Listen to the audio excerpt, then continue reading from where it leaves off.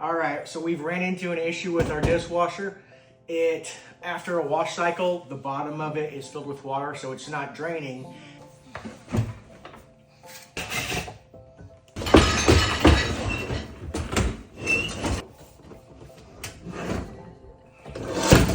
Let's take that off.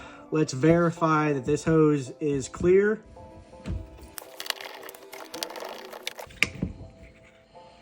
Well, that doesn't look messed up at all.